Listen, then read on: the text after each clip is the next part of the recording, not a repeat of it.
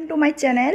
আজ আমি দেখাবো আপনাদের কিভাবে সিম, আলু আর মাছ দিয়ে টমেটো দিয়ে কিভাবে কষা তরকারি কষা ঝোল রান্না করতে হবে। দেখুন আমি সবগুলো উপকরণ নিয়ে নিছি। এখন আমার রান্না স্টার্ট করে দেবো। দেখুন ভালো করে কীভাবে পেঁয়াজ নিয়েছি, কাঁচামরিচ নিয়েছি, এটা আদা রসুন পেস্ট, তারপর হচ্ছে মাছ, আলু, সিম, ধনেপাতা। এখন আমি আমার কাজ স্টার্ট করে দেবো। আমি আমার রান্না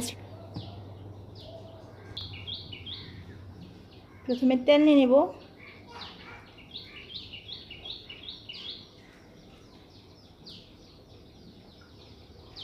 এই যে তেলটা একটু গরম হয়ে আসলে এর মাঝে আমি পেঁয়াজ কুচিগুলো প্রথম দিয়ে দিব।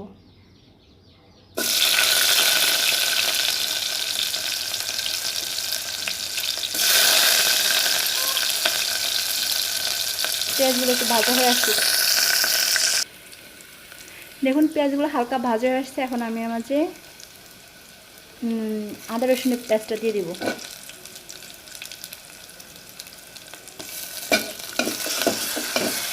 আদা রসুনটা দিয়ে ভালো করে একটু ভেজে নিব, আর না হয় কাঁচা মধ্যটা থাকবে আদা রসুনের।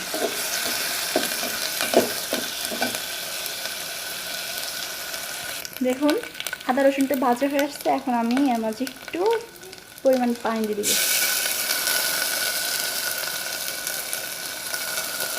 এখন এর মাঝে আমি 1 চামচ হলুদ দিয়ে দেব, 1 চামচ মরিচ, একটু ধনিয়া আর 1/2 চামচ জিরে গুঁড়ো দিব।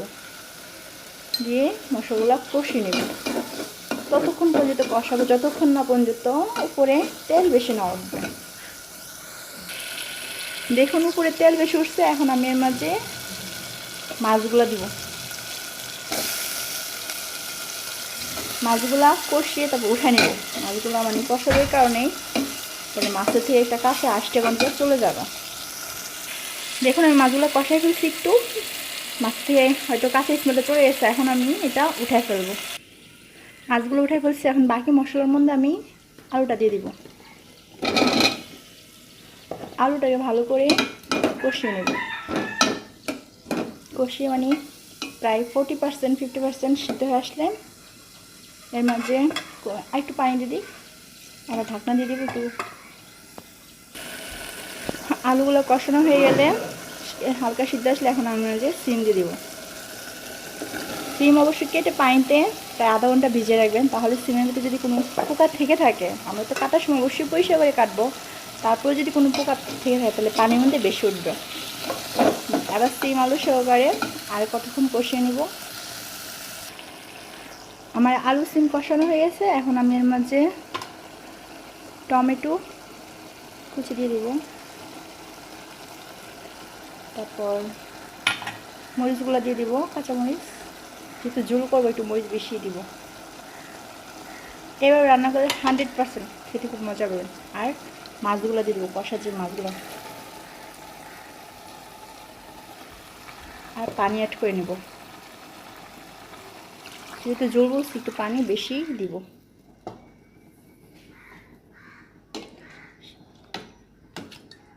শেষ।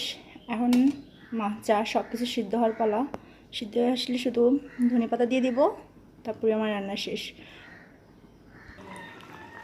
হয়ে গেল আমার তরকারি। এখন শুধু এর মধ্যে ধনেপাতা কুচিটা দিয়ে দিব।